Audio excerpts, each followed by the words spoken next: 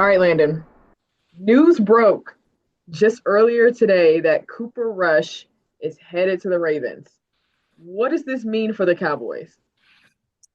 It means that they're going to have a new backup quarterback for the 2025 season, and I think beyond that, we're not really sure, right? I think we've started to hear some talk, and who knows if this is agent generated or where this is coming from, about the Cowboys having some potential interest in Quinn Evers, and just the chance of potentially drafting him, a little bit later. I think that's really where the question becomes, like, where do you draft a guy like yours? Like, do you draft him in the third round of that, because that's where second or third round is where his, some folks are projecting he'd go.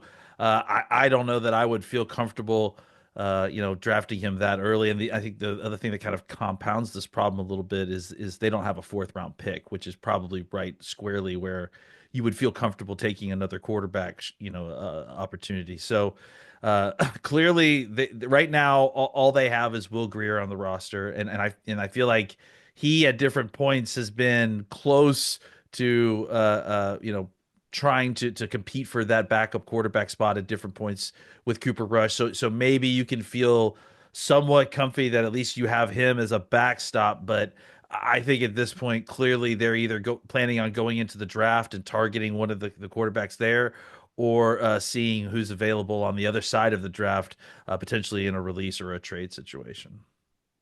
Now, the Cowboys have signed two linemen, they've signed a running back, Javonte Williams. Where do they go from here? What else do they need?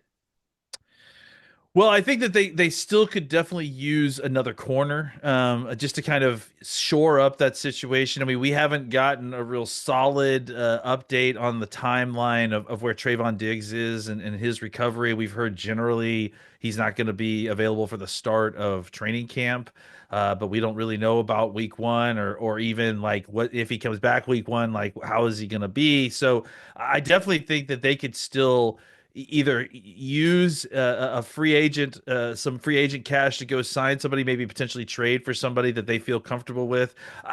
That whole situation is very interesting because I think it's also tied into the Deron Bland situation in a little bit. It's like Bland's obviously got an expiring contract, and I think they don't necessarily want to go out and maybe get like a full-time big money free agent corner, because I feel like they probably want to just try and see what Diggs is like. If he's come back and recovered, then maybe you use some of that free agent money on Deron Bland, because he's an interesting case, because he's one of the few free agent or few guys that is up for free agency that signing his deal will actually probably cost you more money against the cap. Like guys like Micah Parsons, when you sign those deals, you actually are getting money from the cap because he's so expensive on it for a potential fifth year contract.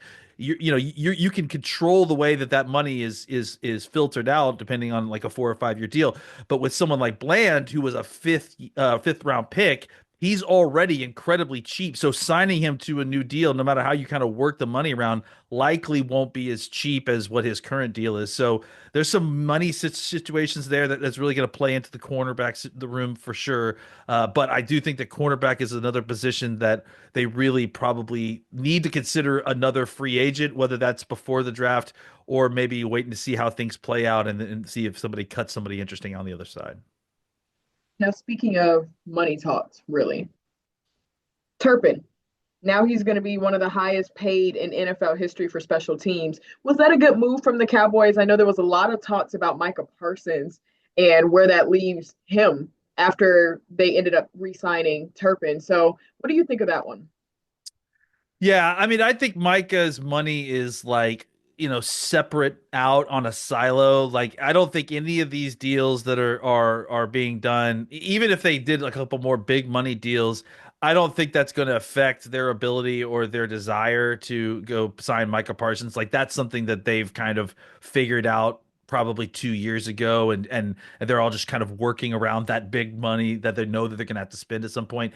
As to Turpin, I think with Turpin, he was an All Pro last year. I mean, this is the first real money that Turpin has made in this league.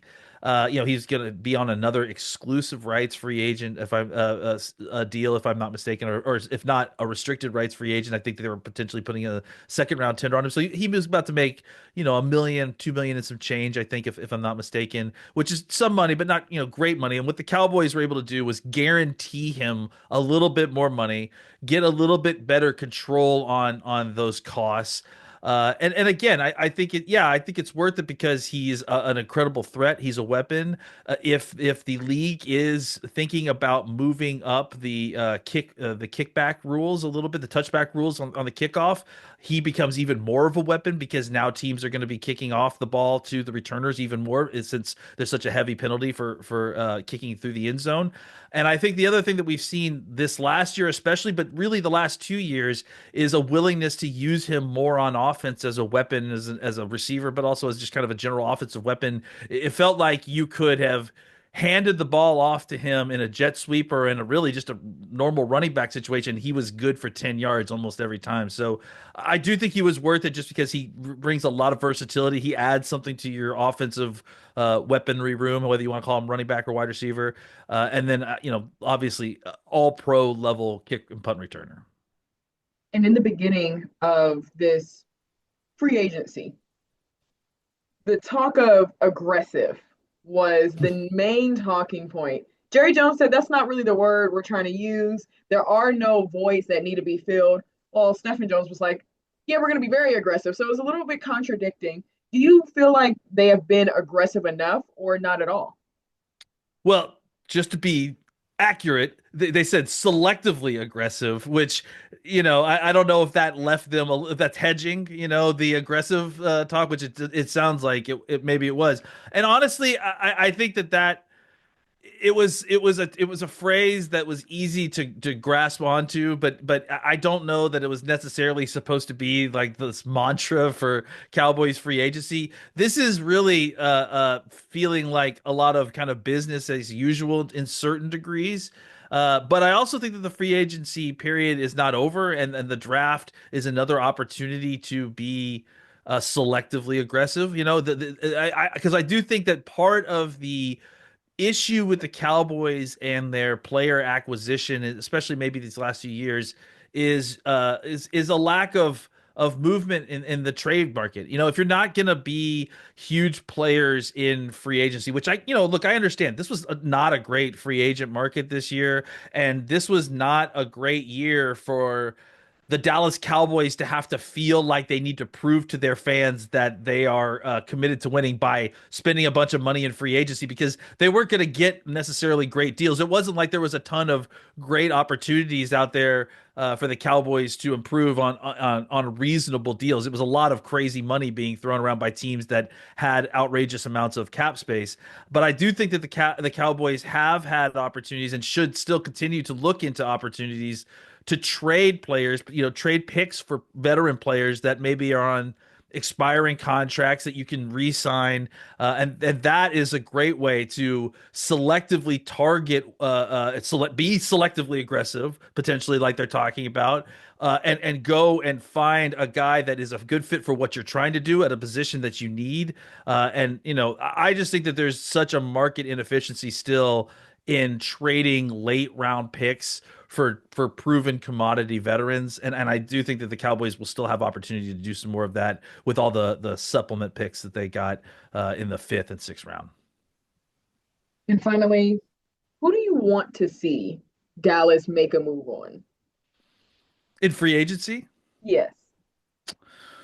man, I think that there were a couple of spots early that you felt like if the Cowboys had been willing to spend the money, that really could have moved the needle. I mean, I think the Devontae Adams situation was like, look, if the Cowboys had been willing to spend the money, it made some sense. Like, I feel like you could have moved him around a little bit in your offense, and I think that you get an opportunity to kind of have another guy in your offense that could beat man coverage and take some heat off of CeeDee Lamb.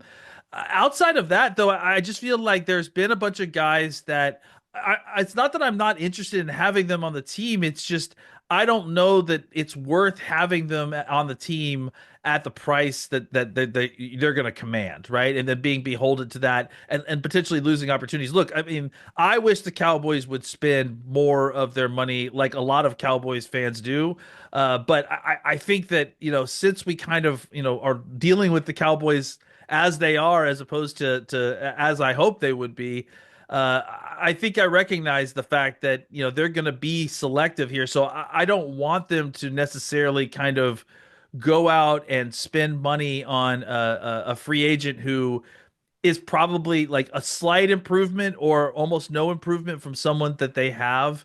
So I think what they've done is they've improved the roster incrementally by adding low cost veterans in the kind of back end of their roster, which I think is a way for them set themselves up to improve the voids. Like, Jerry says that there's no, they don't improve voids with free agency. And I think it's all a semantics argument. I think they are filling voids in free agency. They're setting themselves up so that the actual talent improvement on the top side of the roster actually happens in the draft, right? That they actually are getting the players that are actually moving the needle in rounds 1, 2, and 3. So I think at this point, if the Cowboys wanted to go out and sign maybe another nose tackle or, like just a veteran guy, but honestly, they don't need to do that before the draft. I think, one more veteran nose tackle would really, and then we'll see what they do in the draft. I think that would really kind of shore up the veteran free agency needs. And then obviously, as we discussed earlier, they have to have a plan for backup quarterback. If it's not in the draft, then nearly they're going to have to either target somebody that's available just on the market, or make a plan to make a trade to get somebody to come in. Because Dak, you just can't, with Dak going into a season coming off of an injury, you've got to have a plan for backup quarterback going into the year. Absolutely. That's definitely should be the main thing on their list at this point. Because Cooper Rush, I mean, it was his season last year. I mean, the So whole reliable, draft. you just don't get a guy like that who's, able to kind of just come in and play, not that he played in an incredibly high level, but I think, it's a very difficult job. I think if you watch the league, you don't see a lot of capable backups who are able to win multiple ball games. And Cooper Rush was able to do that, multiple seasons with multiple teams. It was quite impressive, even if he wasn't setting the league on fire. Yeah, definitely going to be some big shoes to fill. Kind of like a sleeper big shoes to fill. Something that Yeah. you wouldn't really expect it to be big shoes, but it is the backup quarterback, especially for a team like the Dallas Cowboys. You kind of need to be Well, ready. Well, the other thing too is that I think it's an interesting opportunity to get some insight in how the Cowboys view themselves, right? Are they going in to get somebody who is like maybe a high floor player that doesn't have a lot of upside just because they're trying to cover themselves, or do they go and take a third round pick and try to get somebody like Jalen Milrow, who has some athletic upside, who, potentially you could develop a little bit. And, we don't really know if Dak is going to be a Dallas Cowboy beyond this contract. Is he going to get a fourth contract from the Cowboys? So are they looking into this situation in Schottenheimer, the long term? Are they going to give him the opportunity to draft somebody with a little bit more pedigree and potentially develop a next starting quarterback for the Dallas Cowboys? We're gonna have to wait to see. Coach Shotty has some shots to make.